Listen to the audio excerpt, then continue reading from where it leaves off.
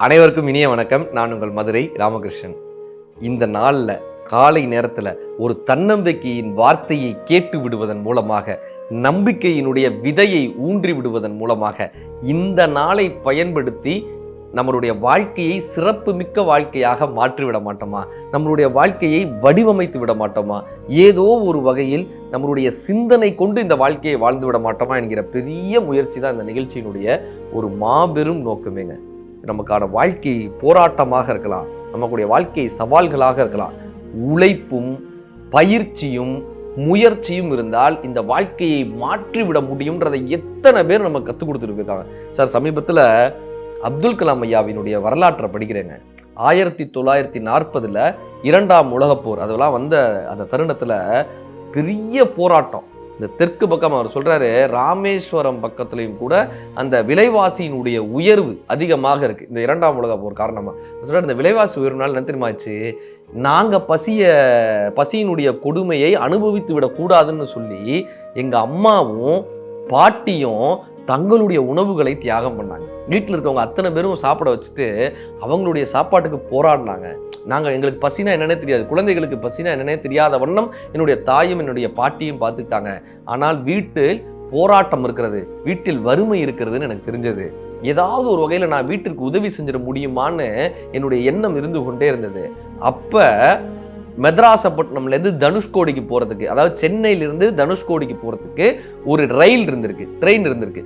அந்த ட்ரெயின் வந்து கரெக்டாக ராமேஸ்வரத்தில் நிற்பாங்க. அந்த நியூஸ் பேப்பர் இருக்குல்ல, ராமேஸ்வரத்தில் எடுத்து வைப்பாங்க. அதெல்லாம் எடுத்து தான் எல்லாருக்கும் பட்டுவாடை நடந்துட்டு இருந்துச்சு. இந்த உலகப்போர் காரணமாக ஏதோ ஒரு காரணமாக இனிமேல் ராமேஸ்வரத்தில் அந்த ட்ரெயின் நிற்காதுன்ட்டாங்க. ட்ரெயின் ராமேஸ்வரத்தில் நிற்காதுன்னு. இப்போ இவருக்கான வேலை என்ன தெரியுமா, காலையில் எந்திரிச்சு போய் ரயில்வே ஸ்டேஷனில் நின்றணும். தூரமாக அந்த புகை வண்டி தெரிஞ்சோன்னே அப்படி தயாராக இருக்கணும். புகை வண்டி சத்தம் கேட்டோன்னு தயாராக இருக்கணும்.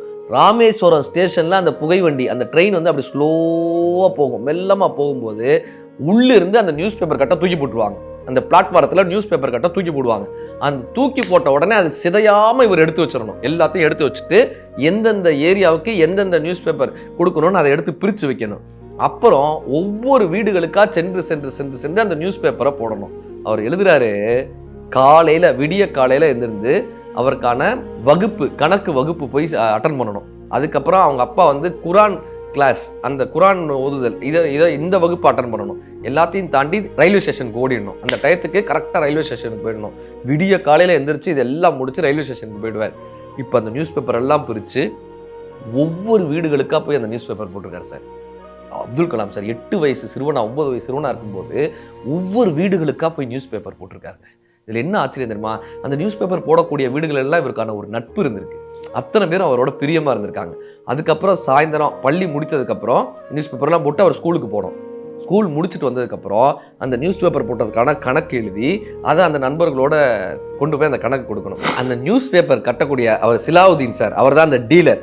அவர் என்ன பண்ணுவாரா, சாயந்தர நேரத்தில் கணக்கு வழக்கு பார்க்கும்போது அப்துல் கலாம் ஐயா உட்கார வச்சு அவர் அந்த நாட்டினுடைய நடப்புகள் எல்லாத்தையும் சொல்லுவாராம். நியூஸ் பேப்பரை படித்து சொல்லுவாராம். கலாம் ஐயா சொல்கிறார், அவரின் மூலமாகத்தான் நான் தந்தை பெரியார் என்றால் யார் என்று கற்றுக்கொண்டேன், மகாத்மா காந்தி என்றால் யார் என்று தெரிந்து கொண்டேன், இந்த நாட்டினுடைய போராட்டம் எப்படிப்பட்டது என்று புரிந்து கொண்டேன், சுதந்திர போராட்டம் என்றால் என்ன என்று தெரிந்து கொண்டேன், இந்த உலகமே எனக்கு முன்னால் விரிந்தது, இதற்கு காரணம் நாளிதழ்.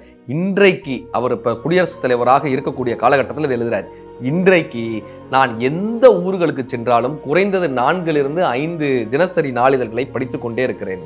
சார், யோசிச்சு பாருங்களேன், வீடு வீடா போய் பேப்பர் போட்ட ஒரு சிறுவனை, அவருடைய பெயரை, அவருடைய முகவரியை ஒவ்வொரு நாளிதழும் வீடு வீடா பேப்பர் போட்டவரை பேப்பரா அவருடைய முகம் வந்துச்சு சார்.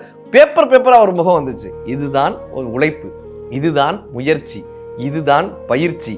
சாம்பலுக்குள் மீண்டெழும் தீ எளிதில் அணையாது, சாம்பலுக்குள் மீண்டெழும் தீ எளிதில் அணையாது, சோதனையை தாண்டி அவனுக்கு தோல்வி வராது. இப்போ நம்ம ஒரு விஷயத்தை செய்யறதுக்கு தயக்கப்பட்டுக்கிட்டே இருக்கோம்ல, இன்னைக்கு ஒரு ஆச்சரியமான ஒரு விஷயம் சொல்லிட்டு போட்டுமா, நீங்கள் எந்த விஷயத்தை செய்ய வேண்டும் என்று நினைத்து கொண்டிருக்கிறீர்களோ, எதை அடைய வேண்டும் என்று நினைத்து கொண்டிருக்கிறீர்களோ, உங்களைப் போல இந்த பிரபஞ்சத்தில் ஒரு 100 பேர் அதே கனவோடு இருப்பார்கள். குறைந்தது 100 பேர் அதே கனவோடு இருப்பாங்க. குறைஞ்சது ஒரு 1000 பேர் அதே கனவோடு இருப்பாங்க. சார், கிரஹாம் பெல் அவர்கள் வந்து தொலைபேசி கண்டுபிடிக்கிறார். தொலைபேசி மிகப்பெரிய ஒரு கண்டுபிடிப்பு, அது எல்லோரும் பேசக்கூடிய ஒரு மிகப்பெரிய கண்டுபிடிப்பு.